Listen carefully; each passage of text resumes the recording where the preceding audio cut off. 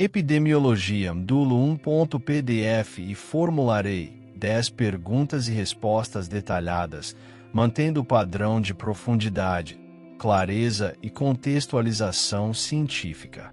1. Qual é a definição de epidemiologia apresentada no documento e quais são seus principais objetivos? Resposta. O documento define epidemiologia como a ciência que estuda o processo saúde-doença em coletividades humanas, focando na distribuição e nos determinantes dos estados e eventos relacionados à saúde coletiva.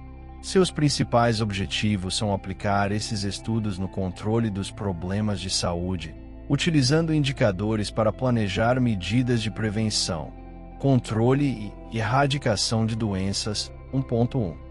Conceito. 2. Quais são as origens históricas da epidemiologia e quais figuras foram importantes em seu desenvolvimento inicial? Resposta. A epidemiologia tem raízes nas observações de Hipócrates, que notou a influência de fatores ambientais nas doenças. No entanto, o início formal da epidemiologia ocorreu no século XIX, com os estudos de John Snow sobre a cólera em Londres.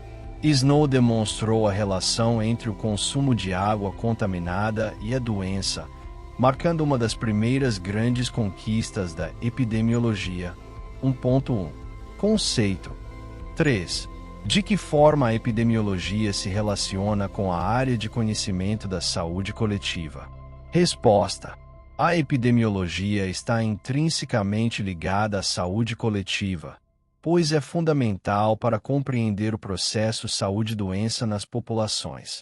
Ao desenvolver o raciocínio causal, a epidemiologia contribui para a criação de estratégias que visam a promoção da saúde de grupos e comunidades.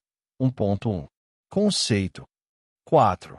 Quais são os elementos que compõem a etimologia da palavra epidemiologia e o que cada um deles significa? Resposta. A palavra epidemiologia é formada por 3 elementos de origem grega. 1.1. Conceito. Epi, sobre. Demos, povo. Logos, palavra. Discurso, estudo. Portanto, epidemiologia é o estudo do que ocorre no povo. 5. De que forma o estudo em epidemiologia é fundamentado no método científico? Resposta. O estudo em epidemiologia é fundamentado no método científico, o que significa que utiliza a observação, a formulação de hipóteses, a coleta e análise de dados, e a experimentação para investigar as causas e os padrões das doenças em populações. A epidemiologia busca compreender a frequência com que os eventos ou riscos acometem uma população, utilizando taxas e comparações, e analisando a distribuição no tempo, espaço e pessoa. 1.1. Conceito. 6. Quais são as contribuições da epidemiologia para a melhoria da assistência à saúde? Resposta. A epidemiologia contribui decisivamente para melhorar a assistência à saúde, pois fornece informações essenciais para 1.1. Conceito. Identificar as causas das doenças. Planejar e implementar ações de prevenção e controle. Avaliar a eficácia das intervenções em saúde. Alocar recursos de forma eficiente. 7. Quais foram as contribuições de Hipócrates e Galeno para o desenvolvimento da epidemiologia? Resposta. Hipócrates, considerado o pai da medicina e da epidemiologia, analisou as doenças em termos racionais, levando em consideração o clima, a maneira de viver e os hábitos de comer e beber. Ele também deixou um juramento que se tornou o fundamento da ética médica. 1.2. História da epidemiologia. Galeno contribuiu com conhecimento sobre farmácia e medicamentos, considerando fatores como a personalidade do doente, raça, clima e idade. Ambos contribuíram para a teoria dos miasmas, que perdurou até o século XIX. 1.2. História da epidemiologia. 8. Qual foi o impacto da Revolução Industrial no desenvolvimento da epidemiologia. Resposta: a Revolução Industrial, com o êxodo rural e o aumento da população nas áreas urbanas, levou a grandes epidemias como a da cólera, da febre tifoide e da febre amarela. Essas epidemias impulsionaram o desenvolvimento científico das ciências da saúde e da epidemiologia, com destaque para cientistas como Pierre Charles Alexandre Louis Villermé, William Farr e John Snow. 1.2. História da epidemiologia. 9. Quais foram as contribuições de John Snow para a epidemiologia e como ele demonstrou o caráter transmissível da cólera? Resposta: John Snow é considerado um dos precursores da epidemiologia de campo. Ele estudou o modo de transmissão da cólera nas epidemias de Londres, mapeando os casos e identificando que os doentes consumiam água contaminada pelos esgotos da cidade.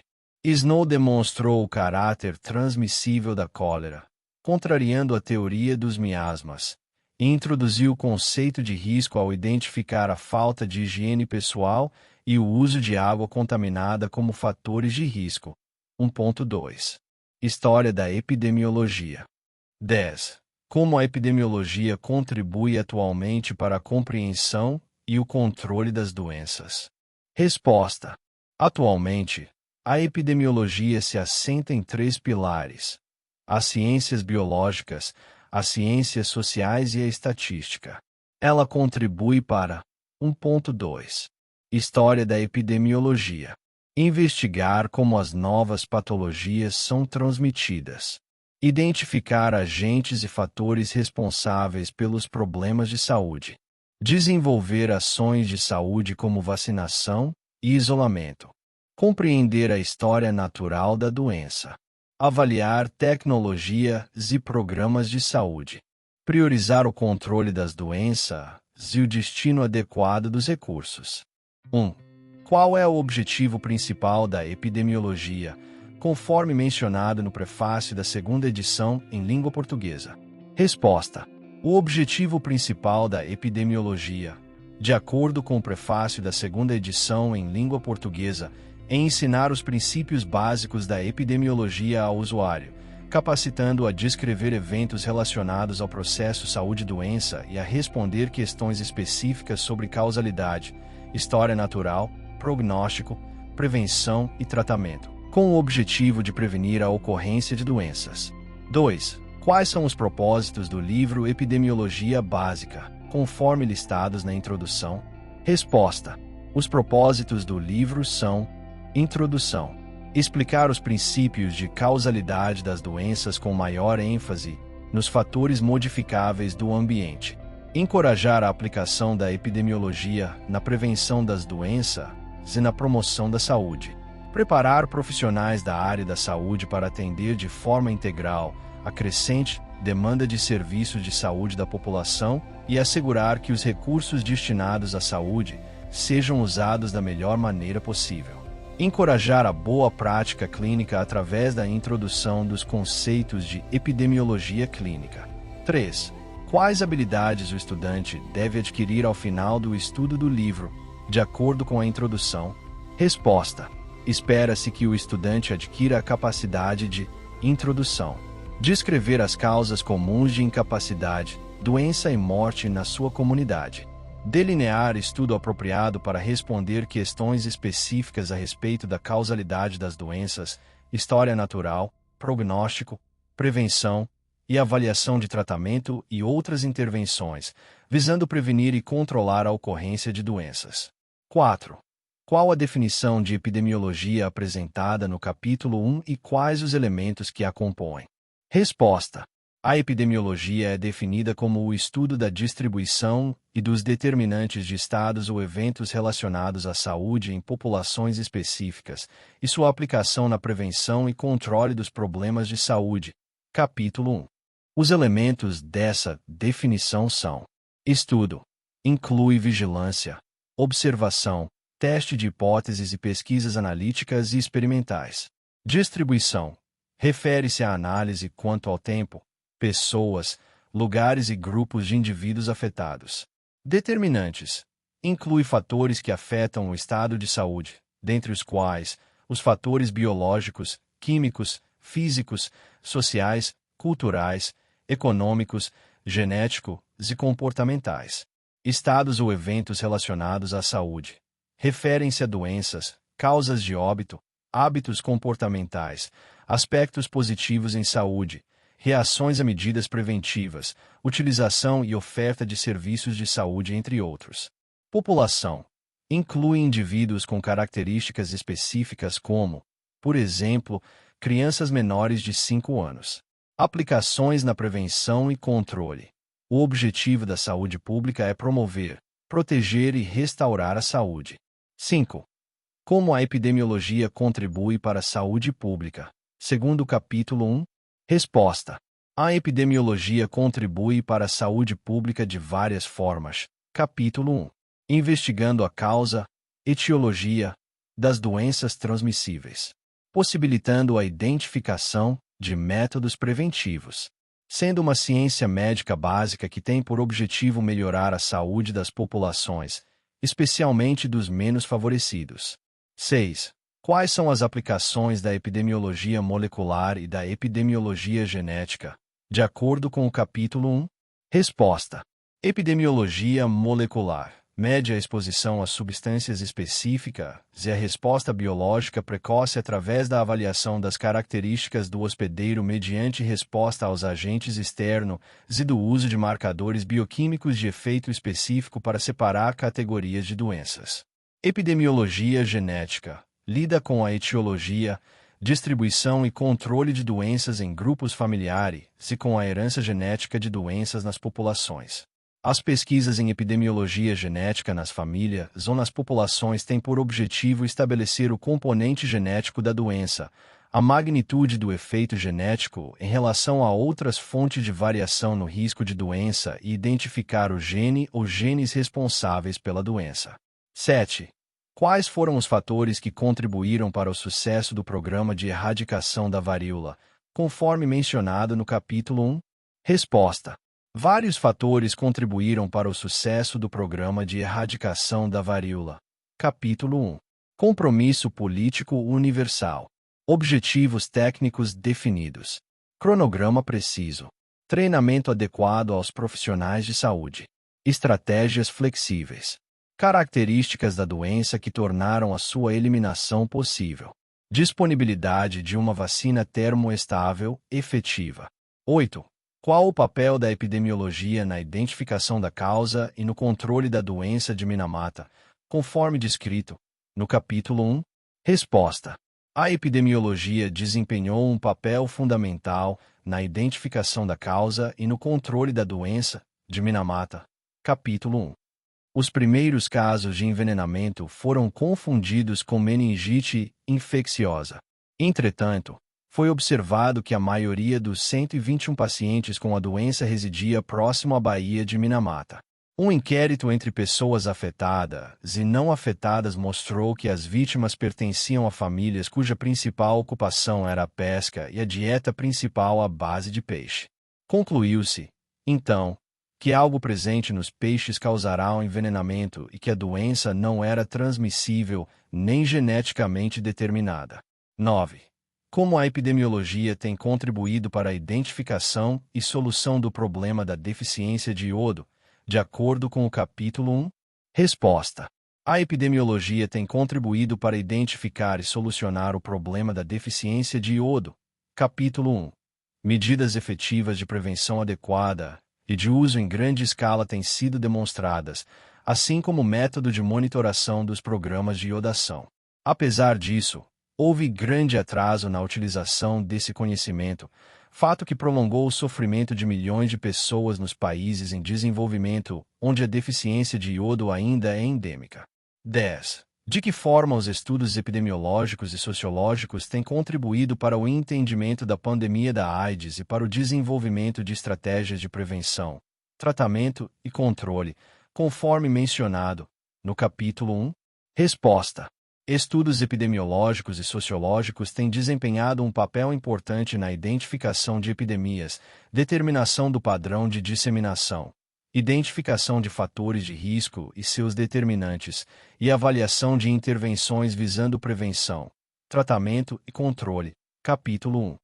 O controle de qualidade do sangue doado, o incentivo à prática de sexo seguro, o tratamento de outras doenças sexualmente transmissíveis, a proibição do compartilhamento de seringas e a prevenção da transmissão do vírus da mãe para a criança através da administração de drogas antirretrovirais são as principais formas para controlar a disseminação do HIV/AIDS.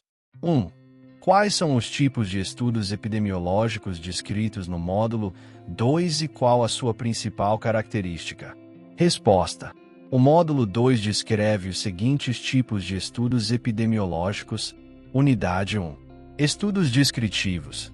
Descrevem a ocorrência de doenças e agravos à saúde em relação a características de pessoa, tempo e lugar. Estudos analíticos. Analisam a associação entre exposições e desfechos, buscando identificar fatores de risco ou proteção. Estudos experimentais ou de intervenção avaliam a eficácia de intervenções, vacinas, medicamentos, na prevenção ou tratamento de doenças. A principal característica dos estudos descritivos é que eles não testam hipóteses, apenas descrevem padrões. 2. Quais são as principais medidas de frequência utilizadas em epidemiologia e como são calculadas? Resposta. As principais medidas de frequência são: Unidade 2. Prevalência. Proporção de indivíduos em uma população que apresentam uma determinada doença ou condição em um ponto específico no tempo ou durante um período de tempo. Calculada como: número de casos existentes, ou população total. Incidência. Número de casos novos de uma doença ou condição que ocorrem em uma população durante um período de tempo específico. Calculada como: número de casos novos, população em risco. Mortalidade. Número de óbitos que ocorrem em uma população durante um período de tempo específico. Calculada como: número de óbitos, ou população total. 3. Diferencie prevalência pontual e prevalência de período, apresentando exemplos de cada uma. Resposta. Prevalência pontual. Mede a proporção de casos existentes em um ponto específico no tempo. Exemplo. Qual a prevalência de fumantes na cidade hoje? Prevalência de período. Mede a proporção de casos existentes durante um período de tempo. Exemplo. Qual a prevalência de diabetes na cidade durante o ano de 2023? 4. Explique o conceito de população em risco ao calcular a incidência de uma doença. Resposta. A população em risco é o grupo de indivíduos que são suscetíveis a desenvolver a doença ou condição em estudo. Ou seja, são aqueles que não possuem a doença no início do período de observação e que têm a possibilidade de desenvolvê-la. Ao calcular a incidência, é importante excluir do denominador os indivíduos que já possuem a doença no início do estudo, pois eles não estão em risco de desenvolver novos casos. 5. Quais são os principais tipos de estudos descritivos e quais as suas vantagens e desvantagens? Resposta. Os principais tipos de estudos descritivos são: Unidade 1. Relatos de caso. Descrição detalhada de um único caso clínico. Vantagem. Útil para gerar hipóteses. Desvantagem. Não permite generalizações. Séries de casos. Descrição de um grupo de casos clínicos semelhantes. Vantagem. Útil para identificar padrões. Desvantagem. Não possui grupo de comparação. Estudos ecológicos. Analisam a relação entre exposições e desfechos em nível de grupo, países, cidades. Vantagem. Rápidos e de baixo custo. Desvantagem. Suscetíveis à falácia ecológica, inferências incorretas sobre indivíduos com base em dados de grupo. Estudos disseccional. Transversal avaliam a exposição e o desfecho simultaneamente em um ponto no tempo. Vantagem. Úteis para medir prevalência. Desvantagem. Não estabelecem relação de causa e efeito. 6. O que é a falácia ecológica e como ela pode ocorrer em estudos ecológicos?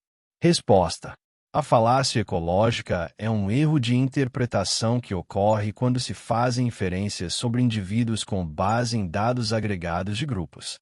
Em estudos ecológicos, a associação observada entre uma exposição e um desfecho em nível de grupo pode não refletir a associação real em nível individual.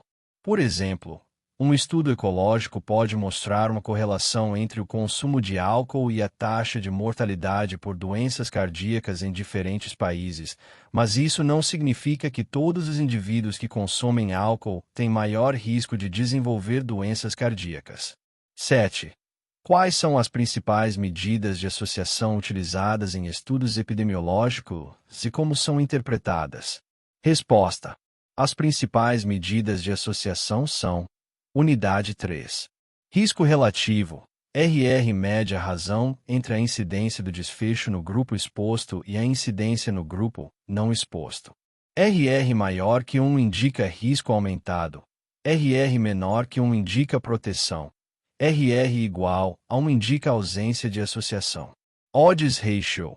OR média razão entre a chance de exposição entre os casos e a chance de exposição entre os controles. OR maior que 1 indica associação positiva. OR menor que 1 indica associação negativa. OR igual a 1 indica ausência de associação. Diferença de riscos. Doutor média diferença absoluta na incidência do desfecho entre o grupo exposto e o grupo não exposto. Doutor maior que 0 indica risco aumentado. Doutor menor que 0 indica proteção. Doutor igual a 0 indica ausência de associação. 8. Descreva o delineamento básico de um estudo de coorte e quais as suas vantagens e desvantagens. Resposta: em um estudo de coorte, um grupo de indivíduos, a coorte, é acompanhado ao longo do tempo para observar o desenvolvimento de desfechos de interesse. A coorte é dividida em grupos expostos e não expostos a um determinado fator, e a incidência do desfecho é comparada entre os grupos. Vantagens: permite estabelecer relação temporal entre exposição e desfecho, adequado para estudar exposições raras, permite calcular a incidência diretamente. Desvantagens: longos e caros, inadequados para estudar doenças raras, suscetíveis a perdas de segmento. 9. Descreva o delineamento básico de um estudo caso-controle e quais as suas vantagens e desvantagens. Resposta: em um estudo caso-controle, indivíduos com desfecho de interesse, casos, são comparados a um grupo de indivíduos sem o desfecho, controles, em relação à exposição a um determinado fator no passado. Vantagens: úteis para estudar doenças raras, rápidos e de baixo custo, adequados para investigar múltiplas exposições. Desvantagens: suscetíveis a vieses de seleção e informação, não permite calcular a incidência diretamente. 10. Quais são os principais tipos de vieses que podem ocorrer em estudos epidemiológicos e como eles podem ser minimizados? Resposta: os principais tipos de vieses são: Unidade 4. Vieses de seleção. Ocorrem quando a seleção dos participantes do estudo não é representativa da população de interesse. Vieses de informação. Ocorrem quando há erros na coleta de dados sobre a exposição ou desfecho. Vieses de confundimento. Ocorrem quando um terceiro fator, confundidor, está associado tanto à exposição quanto ao desfecho, distorcendo a associação entre eles. Para minimizar os vieses, é importante utilizar métodos de amostragem adequados, garantir a qualidade dos dados coletados, utilizar técnicas de análise estatística para controlar o confundimento e realizar análises de sensibilidade. Qual a finalidade do documento Alguns indicadores mais utilizados em saúde pública? Resposta: o documento tem como finalidade apresentar a qualificação e o método de cálculo de indicadores básicos utilizados em saúde pública no Brasil, conforme proposto pela Secretaria Técnica do Grupo de Trabalho MS, UOPAS, IBGE, USP, CNEP, título. 2.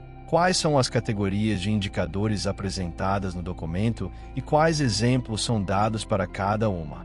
Resposta: o documento apresenta as seguintes categorias de indicadores: conteúdo geral. Demográficos, incluem composição populacional, razão de sexos, razão de dependência, distribuição da população por idade, sexo e situação do domicílio, e índice de masculinidade. Natalidade, incluem taxa bruta anual de natalidade, taxa global de fecundidade e concentração da fecundidade no grupo etário de 20 a 34 anos. Mortalidade, incluem taxa bruta anual de mortalidade, distribuição anual de óbitos, esperança de vida ao nascer, mortalidade proporcional por grandes grupos de causas determinadas, taxa de mortalidade infantil, taxa de mortalidade neonatal precoce e tardia, taxa de mortalidade perinatal e taxa de mortalidade materna. Morbidade e fatores de risco. Incluem percentagem de nascidos vivos com peso ao nascer inferior a 2.500 gramas e proporção de crianças menores de 5 anos com déficit ponderal para a idade moderado e grave. 3. O que é a razão de sexos e como ela é calculada? Resposta: a razão de sexos é o número médio de homens para cada grupo de 100 mulheres. É calculada como o quociente entre o total de pessoas do sexo masculino e o total de pessoas do sexo feminino, multiplicado por 100. Anexo 1. 4. O que é a razão de dependência e como ela é calculada? Resposta: a razão de dependência é a relação entre o grupo populacional dependente e a população potencialmente ativa, ou em idade ativa, PIA. É calculada como o quociente entre os grupos populacionais nas faixas etárias de 0 a 14 anos e de 65 anos ou mais, e o contingente com idades entre 15 e 64 anos, multiplicado por 100. Anexo 1. 5. O que é a taxa global de fecundidade e como ela é calculada? Resposta: a taxa global de fecundidade é o número médio de nascidos vivos de um grupo de mulheres ao fim de sua vida reprodutiva, pressupondo que as taxas de fecundidade específicas para cada idade permaneçam constantes no período. É calculada somando as taxas de fecundidade específicas por idade ou por grupos de idade, para mulheres de 15 a 49 anos, multiplicada pelo número de anos no grupo etário utilizado. Anexo 1. 6. O que é a taxa bruta anual de mortalidade e como ela é calculada? Resposta: a taxa bruta anual de mortalidade é a relação entre o número de óbitos ocorridos em determinado ano e a população total estimada para esse ano. É calculada como o número total de óbitos no ano sobre a população total estimada para metade do ano, multiplicado por 1000. Anexo 1. 7. O que é a esperança de vida ao nascer e como ela é calculada? Resposta: a esperança de vida ao nascer é o número médio de anos de vida que se espera que viva um recém-nascido naquele ano, presumindo-se que as taxas de mortalidade específicas por idade permaneçam constantes no período. É calculada utilizando a tábua de vida, com o método atuarial. Anexo 1. 8. O que é a taxa de mortalidade infantil e como ela é calculada? Resposta: a taxa de mortalidade infantil é o número de óbitos de menores de 1 ano de idade ocorridos em determinado ano calendário por 1000 nascidos vivos naquele mesmo ano. É calculada como o número anual de óbitos ocorridos em menores de 1 ano de idade sobre o total de nascidos vivos no mesmo ano, multiplicado por 1000. Anexo 1. 9. O que é a taxa de mortalidade materna e como ela é calculada? Resposta: a taxa de mortalidade materna é o número de óbitos de mulheres por causas obstétricas por 100.000 nascidos vivos no período. É calculada como o número de óbitos de mulheres por causas maternas ocorridos em determinado ano calendário por 100.000 nascidos vivos naquele mesmo ano. Anexo 1.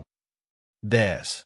O que é o déficit ponderal em crianças menores de 5 anos e como a sua proporção é calculada?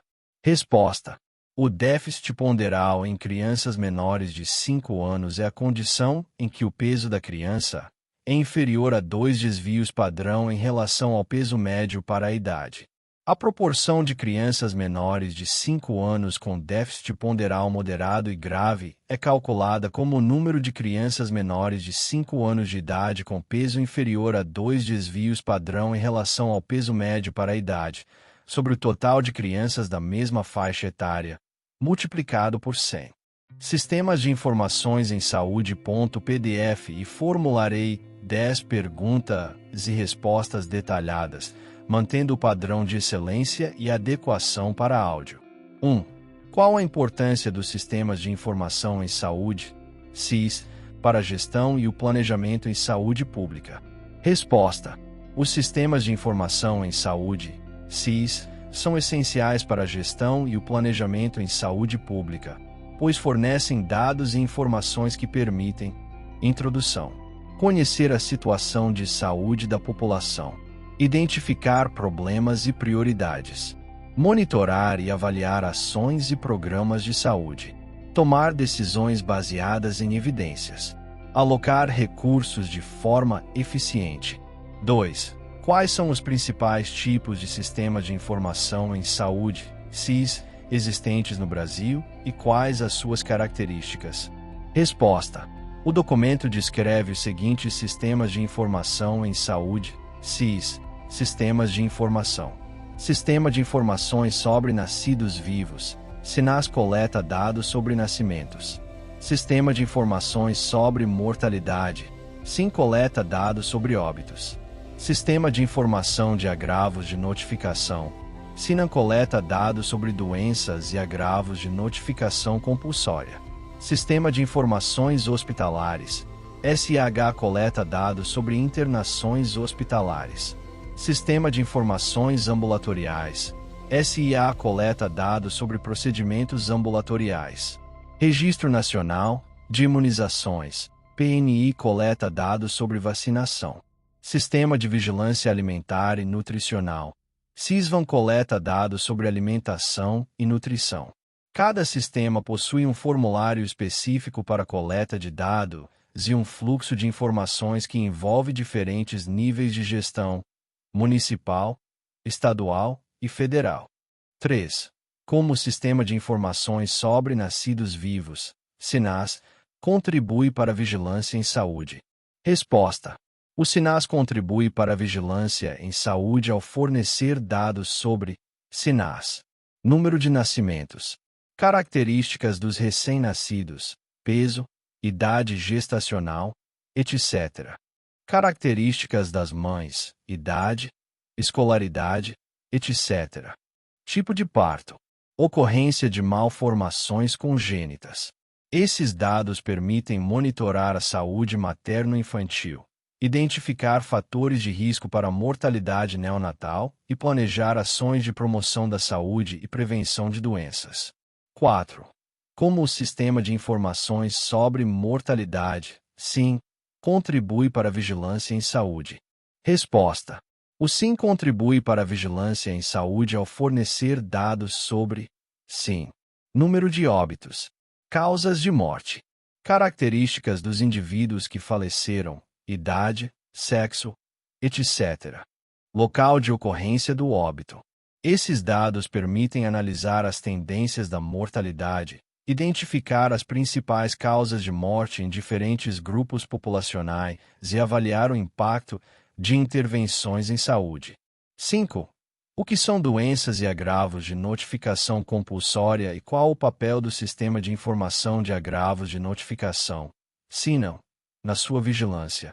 Resposta: doenças e agravos de notificação compulsória são aqueles que devem ser obrigatoriamente comunicados às autoridades de saúde, devido ao seu potencial de disseminação e impacto na saúde pública.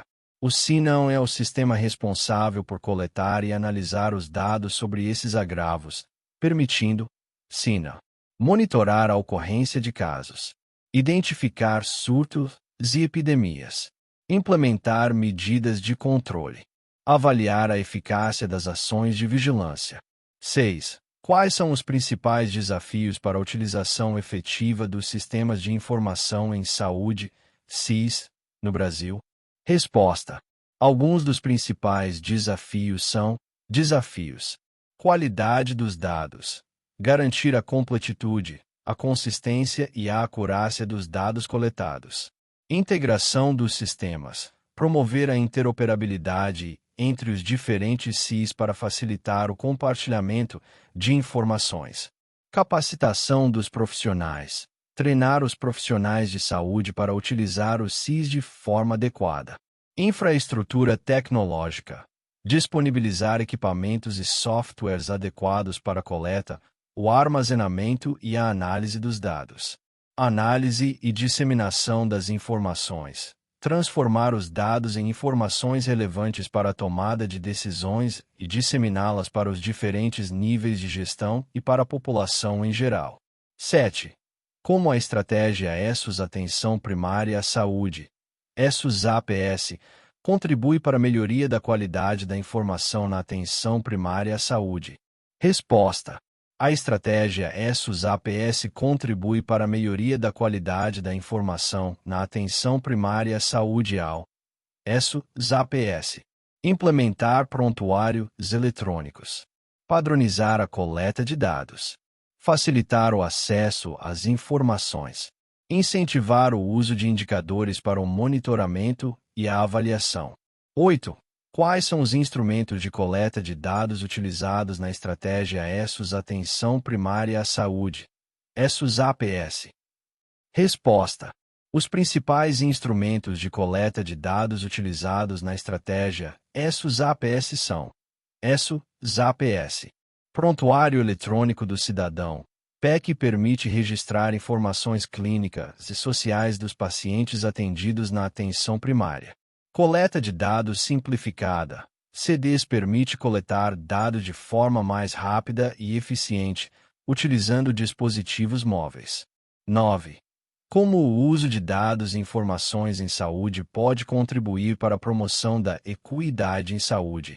Resposta. O uso de dados e informações em saúde pode contribuir para a promoção da equidade em saúde ao equidade. Identificar desigualdades na saúde entre diferentes grupos populacionais. Direcionar recursos e ações para as áreas e os grupos mais vulneráveis. Monitorar o impacto de políticas e programas na redução das desigualdades. 10. Quais são as perspectivas futuras para o desenvolvimento dos sistemas de informação em saúde, SIS, no Brasil? Resposta. Algumas perspectivas futuras são: perspectivas futuras. Avançar na integração dos diferentes SIS. Ampliar o uso de prontuários eletrônicos.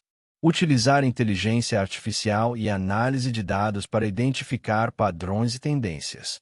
Fortalecer a participação da sociedade no monitoramento e na avaliação das ações e programas de saúde. Qual o conceito de doença transmissível apresentado no módulo 3? Resposta.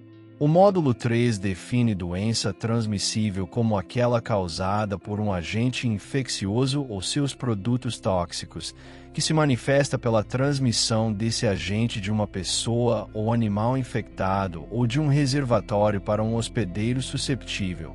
Doenças transmissíveis. Classificação e conceitos. 2. Diferencie reservatório e hospedeiro no contexto das doenças transmissíveis. Resposta. Reservatório. Lugar que serve de fonte contínua onde o agente infeccioso vive e se multiplica. Homem, animal, vegetal, solo. Hospedeiro. Homem ou animal vivo que oferece condições para o agente se alojar. Aves, artrópodes. 3. Quais são as formas de transmissão de agentes infecciosos descritas no documento? Resposta. As formas de transmissão descritas são: doenças transmissíveis, classificação e conceitos. Transmissão direta. De outro indivíduo da mesma espécie infectado, espirro, beijo. Da mãe para o feto por via placentária, AIDS.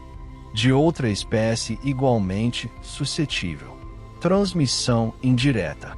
Necessita de um vetor biológico infectado, veiculado por algum elemento não vivo, físico ou biológico.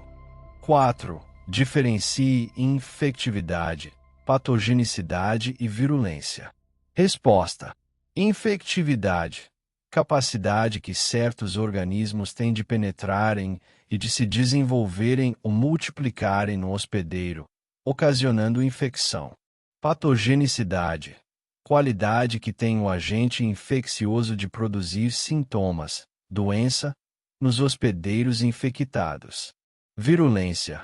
Capacidade de um agente produzir casos graves ou fatais. 5. Quais são os períodos da trajetória das doenças infecciosas? Resposta: os períodos são doenças transmissíveis, classificação e conceitos. Período de incubação. Período prodrômico. Período de estado. Período de convalescença. Período de transmissão. 6. Quais são os tipos de imunidade e como são adquiridos? Resposta: os tipos de imunidade são epidemiologia e prevenção das doenças transmissíveis. Imunidade passiva natural, adquirida por via transplacentária. Imunidade passiva artificial, obtida artificialmente pela inoculação de anticorpos protetores, soro. Imunidade ativa natural, adquirida naturalmente em consequência de uma infecção. Imunidade ativa artificial, adquirida mediante a inoculação de frações ou produtos do agente infeccioso, vacina. 7. Diferencie vacina e soro. Resposta: vacina, produto biológico que contém micro-organismos vivos ou mortos, ou frações destes, capazes de induzir uma resposta imunológica sem produzirem a doença, preventiva. Soro contém anticorpos necessários para combater uma determinada doença ou intoxicação, curativo. 8. Qual o objetivo do Sistema de Vigilância Epidemiológica, SVE? Resposta: o objetivo do SVE é a busca ativa de casos, visando a detecção precoce de surtos epidemiológicos por meio do bloqueio imediato da transmissão da doença. Sistema de Vigilância Epidemiológica. 9. O que é notificação compulsória e quais doenças devem ser notificadas? Resposta: notificação compulsória é a comunicação da ocorrência de determinada doença ou agravo à saúde, feita à autoridade sanitária. O documento lista diversas doenças de notificação compulsória, como botulismo, cólera, dengue, difteria, febre amarela, HIV ou AIDS, tuberculose, entre outras. Sistema de Vigilância Epidemiológica. 10. O que é infecção hospitalar e quais os critérios para sua definição? Resposta: infecção hospitalar é aquela adquirida após a admissão do paciente, que se manifesta durante a internação ou após a alta e que pode ser relacionada com a internação ou procedimentos hospitalares. Epidemiologia hospitalar. Os critérios incluem: 72H é após a internação, quando não houver sinais clínicos na internação. 72 horas outro micro-organismo na mesma topografia da infecção comunitária, quando no mesmo local em que foi diagnosticada a infecção comunitária, isola-se um micro-organismo diferente, com o agravamento das condições clínicas do paciente. 72 horas associada a procedimentos diagnósticos e ou terapêuticos.